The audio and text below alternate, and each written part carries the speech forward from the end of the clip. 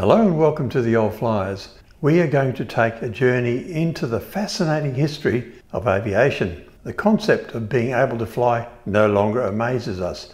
You can book a flight to almost anywhere in this world and be there within 24 hours. Yet, for some, even this isn't fast enough. Boom Supersonic is developing a successor to the Concorde called Overture, which promises to halve transit times.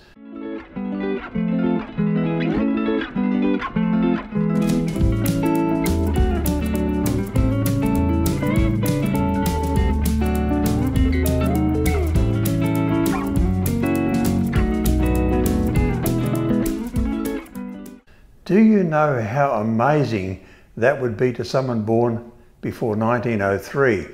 For example, Captain Arthur Phillip led the first fleet to Australia in 1787. This voyage from England to Australia departed from Portsmouth in England on May 13, 1787 and arrived at Botany Bay 8 months later on January 18, 1788. Earlier than that, the fastest travel was the speed a horse could run. Truly, aviation has transformed the way we travel, connect and perceive the world around us. The Chinese had been flying kites for as much as 1,000 years BC. We begin way back in the 5th century BC, where the first kites are believed to have been made with abundant materials like silk, used as the flying line, and bamboo, used as the kite's frame. China was the natural place for the origins of kite making. Leonardo da Vinci had theorized about flight and sketched flying machines in the 15th century. It wasn't until the 21st of November 1783 that a man actually left the ground and returned safely. At Chateau de la Muette in France, Pilat de Rosière became the first man ever to be born aloft. This was in a Montgolfier designed and built balloon. In 1849, George Cayley, the father of aeronautics, designed and built a biplane which carried aloft an unknown 10-year-old boy. I hope he had volunteered. It wasn't until the late 19th and early 20th centuries that significant progress was made in the pursuit of flight. December 17, 1903 marked an historic moment when Orville and Wilbur Wright achieved the first powered, controlled, sustained flight at Kitty Hawk in North Carolina.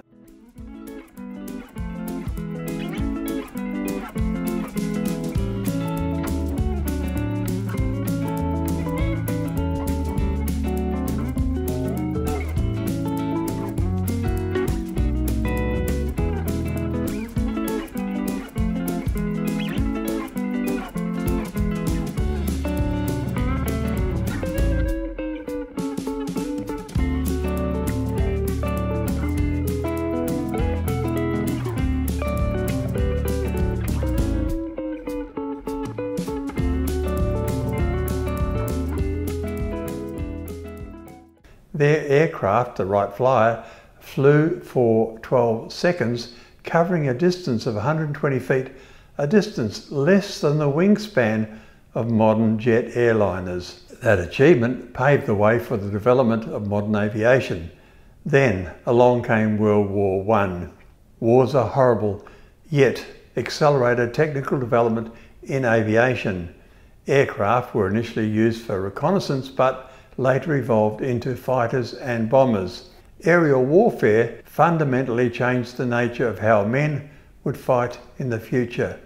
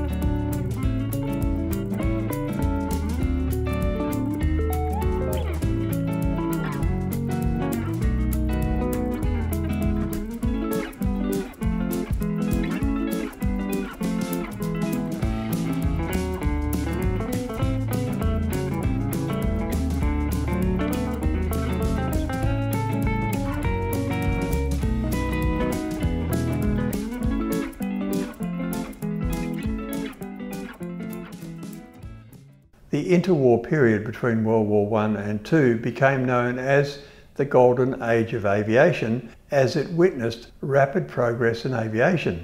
Transatlantic flights such as Charles Lindbergh's solo flight in 1927 captured the world's imagination. Commercial aviation came about with airlines like Pan American Airways pioneering international air travel.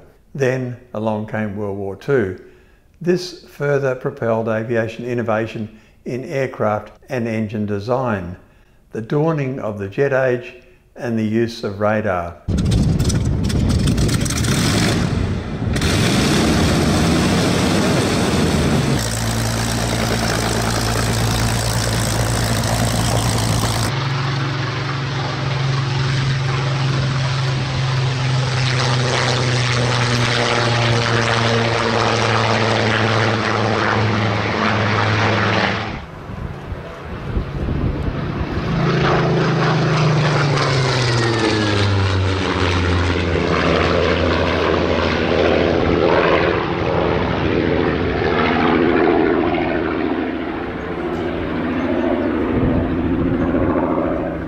The war also saw the introduction of strategic bombing and the use of aircraft carriers, changing the dynamics of warfare.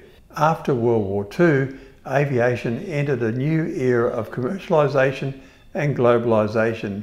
Commercial jetliners such as the Boeing 707 and the Douglas DC-8 made air travel faster and more accessible. There were hiccups. The beautiful Comet airliner was born. Its fatal flaw of metal fatigue lost the United Kingdom the lead in commercial jet development. Today, people are now using airliners as they might use a bus in earlier times. Over 40 million flights a year, transporting over 4.5 billion passengers. Amazing. Still, 80% of people globally have never flown, providing a huge untapped market. Being born poor in a third world country is no fun. The one airline that operates to 62% of the world's countries is Turkish Airlines. This airline flies to 121 countries. Not surprisingly, it is the USA that leads with nearly 1 billion passengers flown every year.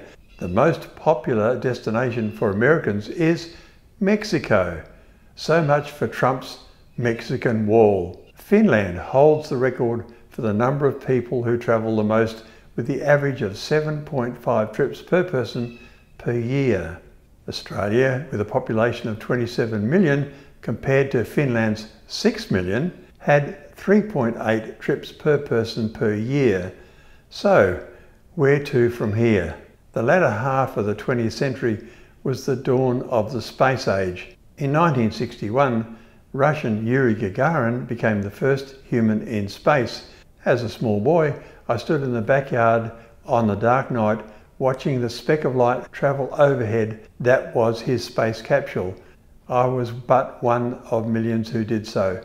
I guess this impact was much like primitive people's first contact with an aircraft. Then there were the Apollo moon landings between 1969 and 1972. Today, there are those who think this was staged for effect, as they can't get their head around how this was possible. There are new challenges for aviation today: climate change, safety concerns, and sustainability. These are subjects too big to cover in this short talk. Innovations such as electric propulsion, biofuels, and advanced materials offer promising solutions to these challenges. What will aviation look like in 50 years' time? Thank you for watching. Please like and subscribe, and that will promote new material.